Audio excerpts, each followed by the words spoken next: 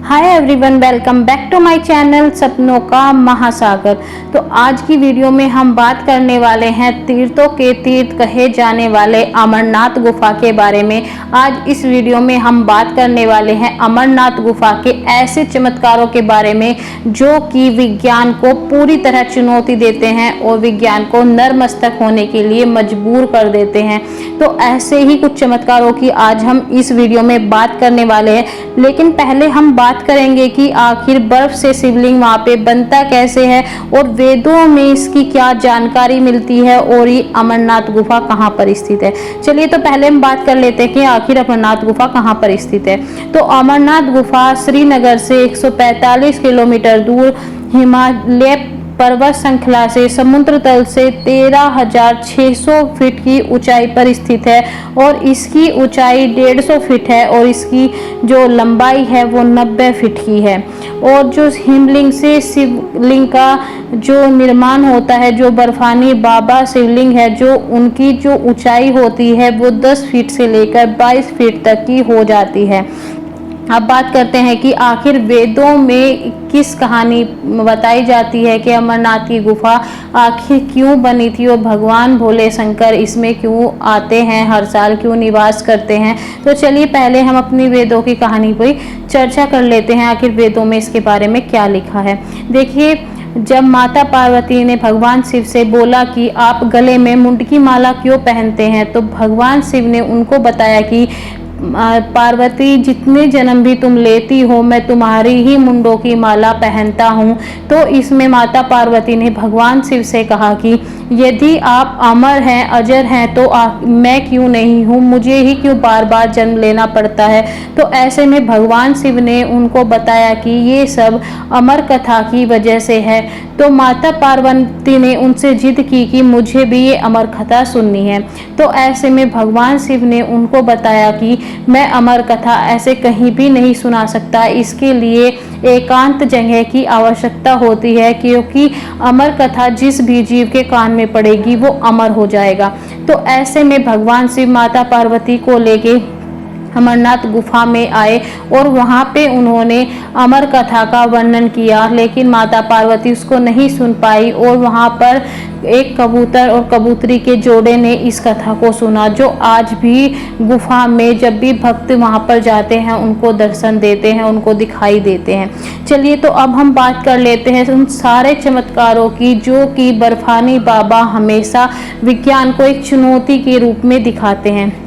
तो देखिए, पहली बात तो ये है कि जहाँ पर बर्फानी बाबा शिवलिंग बनता है वहाँ पर हमेशा बर्फ ठोस रहती है, लेकिन आसपास की जितनी भी बर्फ है वो कच्ची रहती है।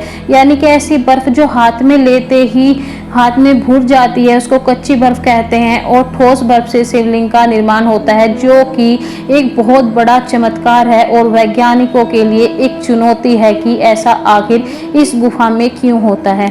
दूसरा, जो भी जिस जल से बर्फानी बाबा शिवलिंग बनते हैं उससे का जो पानी है वो कहाँ से आता है आज तक किसी को नहीं पता। बस गुफा में बूंद बूंद पानी टपकता रहता है और उससे ही शिवलिंग का निर्माण हो जाता है।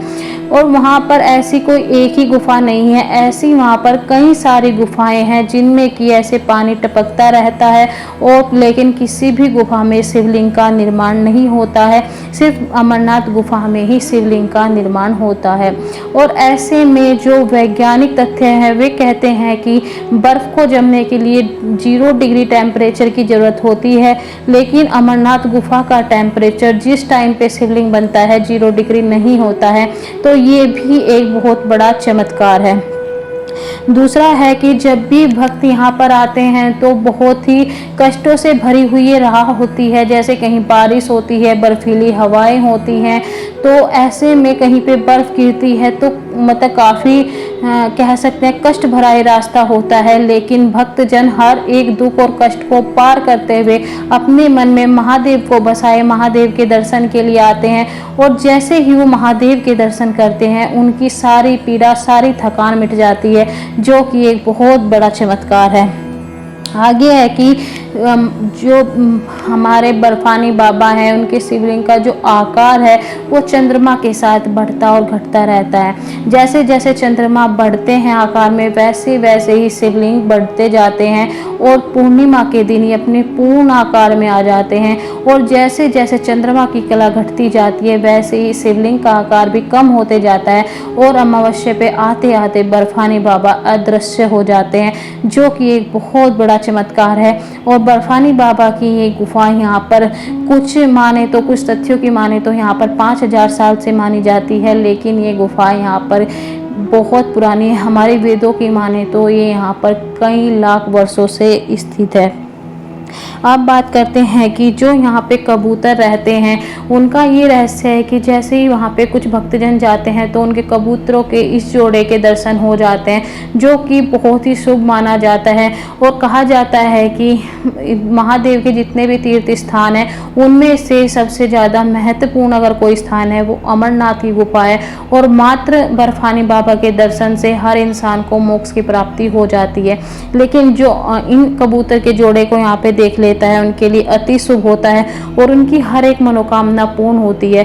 तो ऐसे में एक सवाल ये भी उठता है कि आखिर जहाँ पर हर एक जीव का जिंदा रहना और सरवाइव करना कुछ महीनों के लिए भी संभव नहीं है, वहाँ पर ये सालों साल कैसे कबूतर का जोड़ा दिखता है, जो कि बहुत ज़्यादा चमत्कारी बात है, जो कि सीधे सीधे बताते हैं कि महादेव वहाँ आते भी हैं और महादेव ही अपने भक्तों के कल्याण के लिए उनको दर्शन देने के लिए आते हैं। यहाँ पर बर्फानी बाबा के साथ 2 शिवलिंग और होते हैं जिनको माता पार्वती और गणेश भगवान माना जाता है। बाकी किसी भी गुफा में ऐसा कुछ भी नहीं होता है, ना कोई ठोस बर्फ होती है और ना ही कोई शिवलिंग का निर्माण होता है।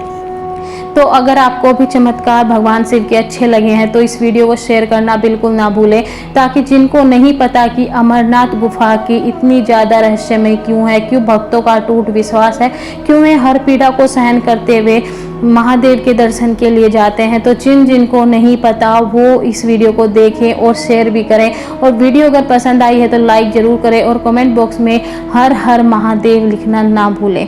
तो मिलते हैं बेहतरीन टॉपिक के साथ आने वाली वीडियो में। बाय।